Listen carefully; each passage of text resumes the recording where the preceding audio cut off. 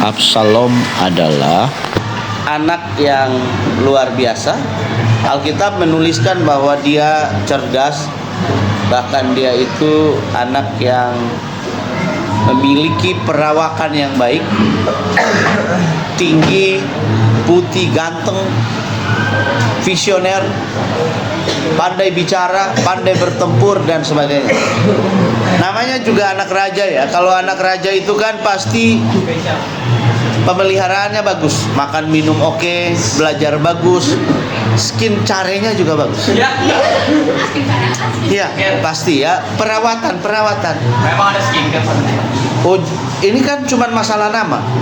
Kan zaman dulu para raja itu sebelum mereka dilulurin dengan wangi-wangian.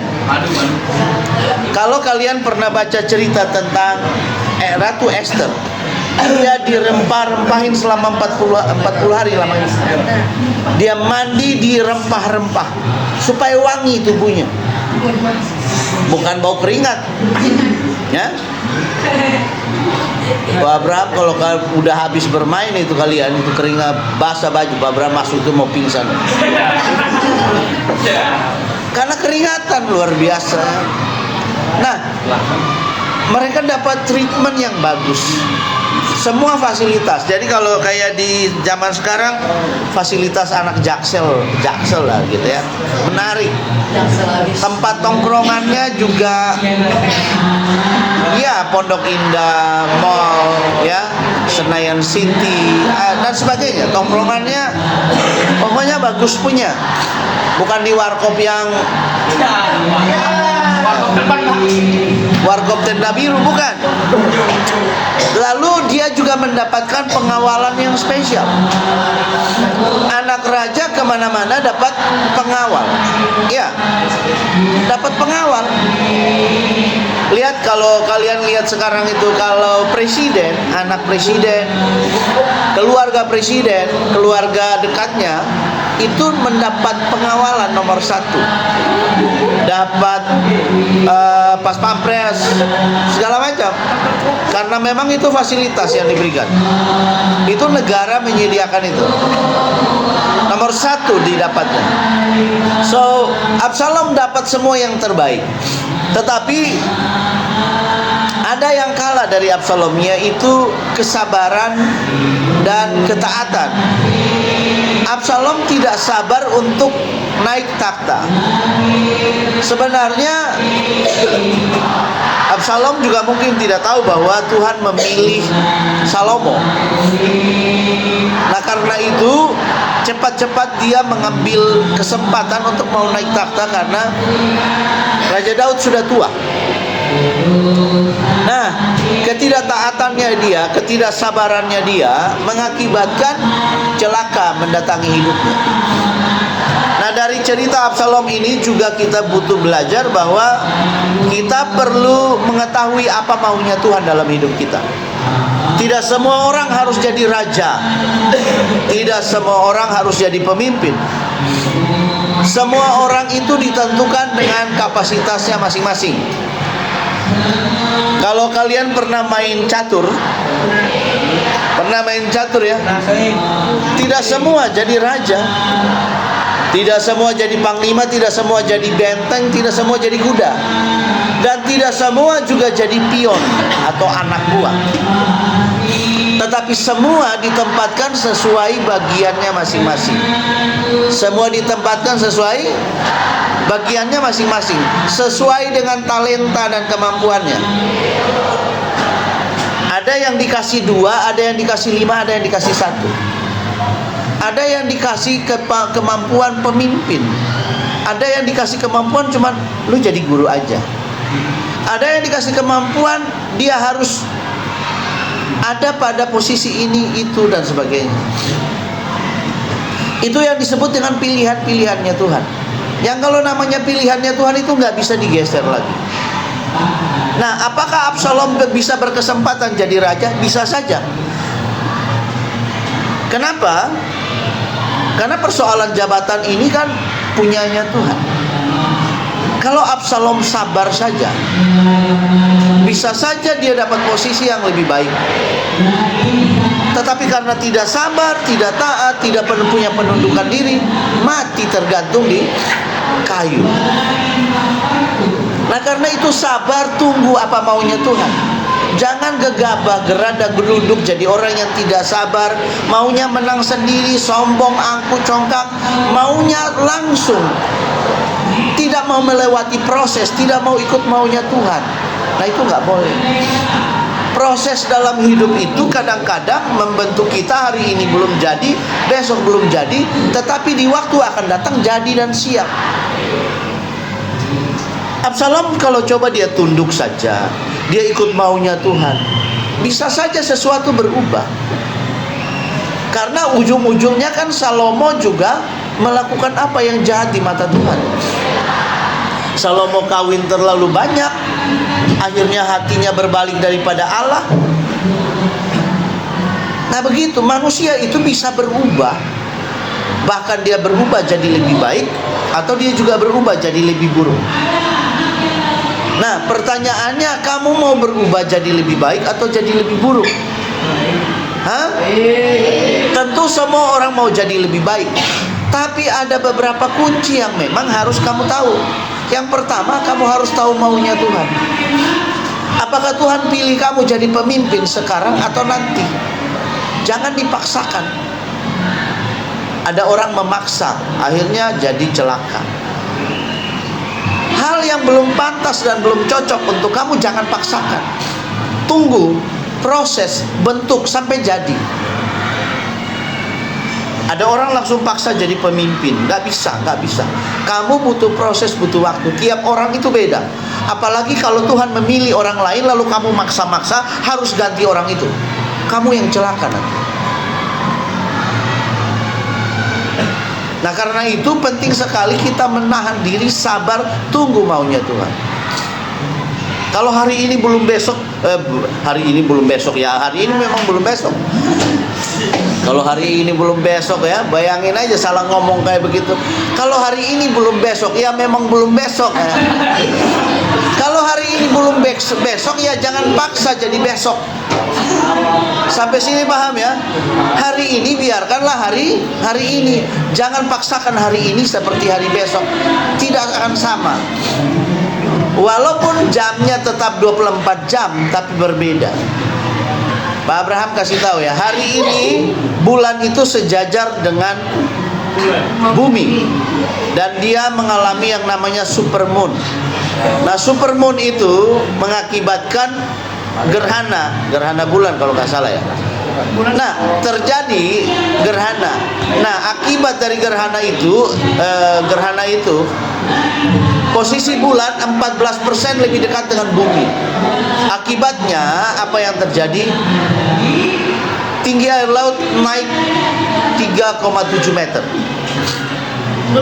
Sekitar 8%. Pak Abraham coba tadi malam cari tahu kalau air laut naik 8% itu sama dengan berapa meter. Nah, air laut naik 3,7 meter sama dengan 8%. Saya tidak tahu perhitungannya seperti apa, tapi saya dapatnya seperti itu. Artinya begini, bahwa hari ini gelombang laut naik 3 meter sampai 3,7 meter karena supermoon. Hari ini berbeda sama besok. Minggu lalu, 2 minggu lalu berbeda. Apa yang terjadi di Sumatera hari ini itu 2-3 minggu yang lalu orang belum tahu. Orang tidak tahu, tapi tiba-tiba suddenly, sekonyong-konyongnya air begitu besar datang, bam, mati sudah lebih dari 1.000 orang. Nah, itu yang harus jadi kita mengerti, bahwa orang harus tunduk, orang harus ngikut, orang harus tahu maunya Tuhan. Tiap orang. Kalau seandainya Tuhan izinkan terjadi megatrust di Jakarta, kalau megatrust Selat Sunda, Jawa Sunda, itu tinggi gelombangnya 34 meter akan menyapu Jakarta. Paham nih?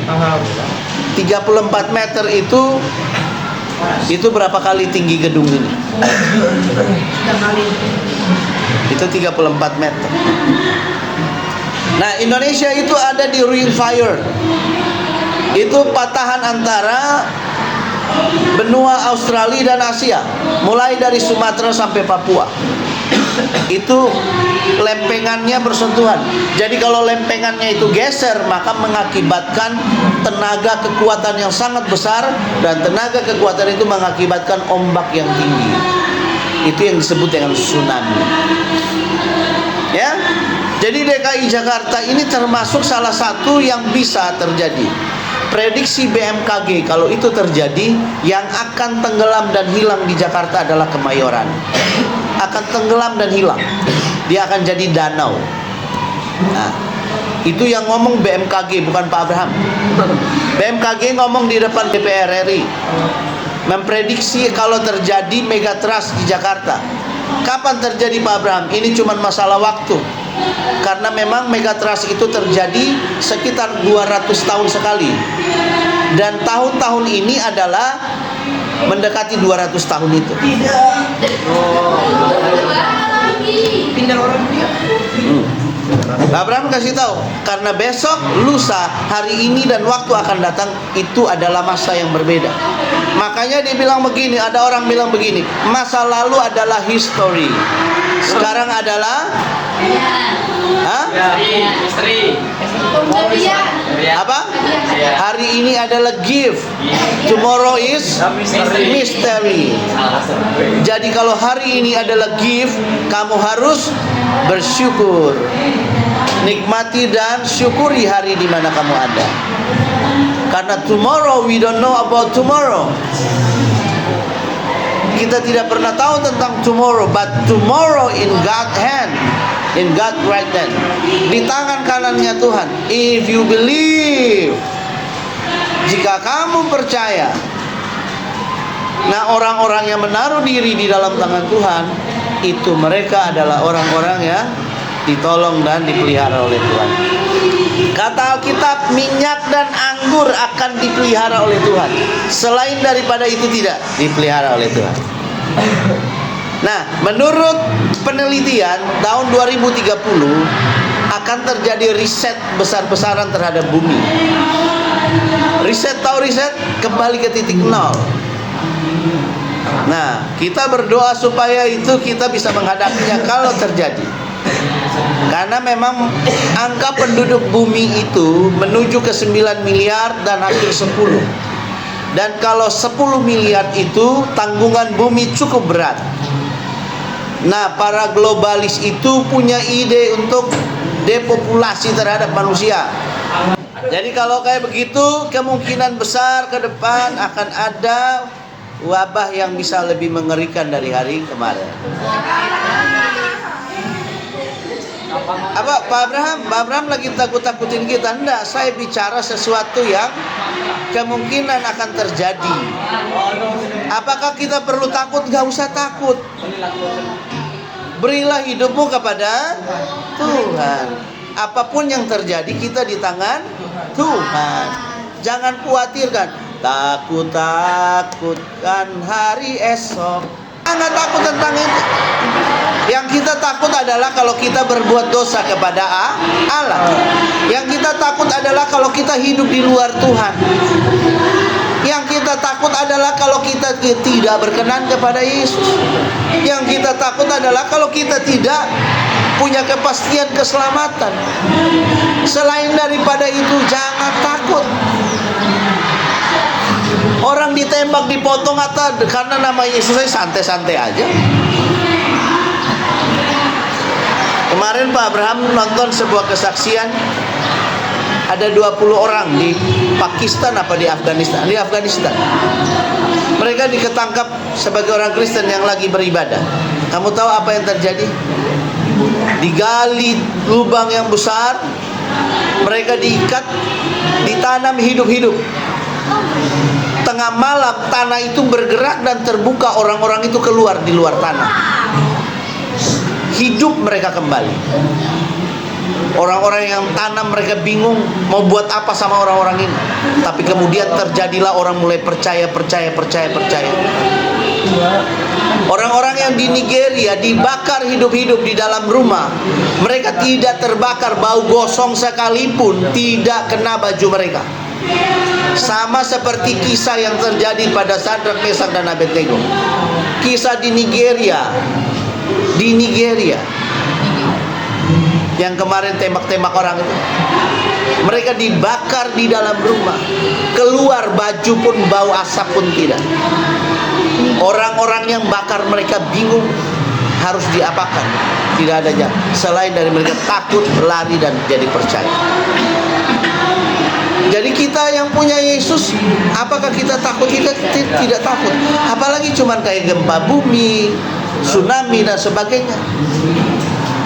Apakah kita menjadi takut? Kita tidak takut. Kalau kita menghadapi kesulitan, kemungkinan iya. Karena di dunia ini tidak ada yang tidak sulit. Pasti semua kita berhadapan dengan kesulitan. Kalau seandainya terjadi dan semua lumpuh, orang pasti kesulitan cari makan dan sebagainya. Kalau udah kayak gitu, ketemu tikus juga bisa jadi dibakar dan makan itu. Gak ada cerita tikus got lagi.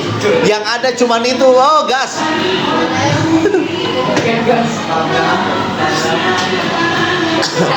Loh, Pak Abraham pasti makan. Kalau kamu nggak makan, mati. Mau apa? Pilih makan atau mati? Makan. Kucing ada lewat situ masih hidup. Kebas. Orang lewat tahu bang.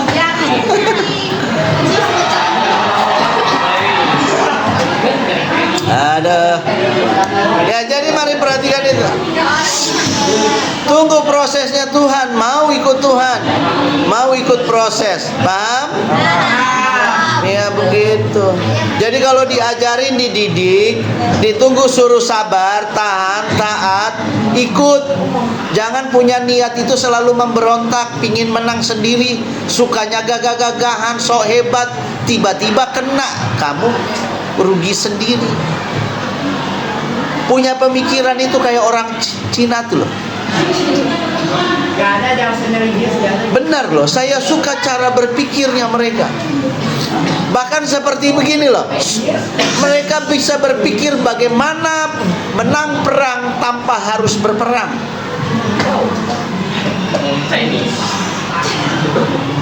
Pak Abraham, tonton itu sebelum Cina punya kekaisaran pertama, Kaisar Qing kalau tidak salah. Itu Cina itu ada 3 kerajaan besar yang Pak Abraham bilang. Itu ada yang tokoh namanya Liu Bei, Cao Cao, dan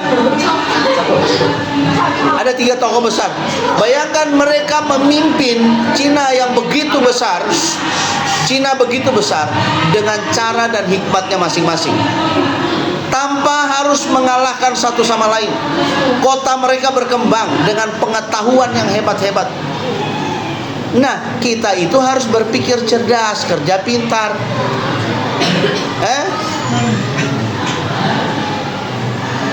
Gerasa gerusuk sana sini gak ada hasilnya. Gitu. Gunakan itu pikiran itu, berpikir secara maksimal.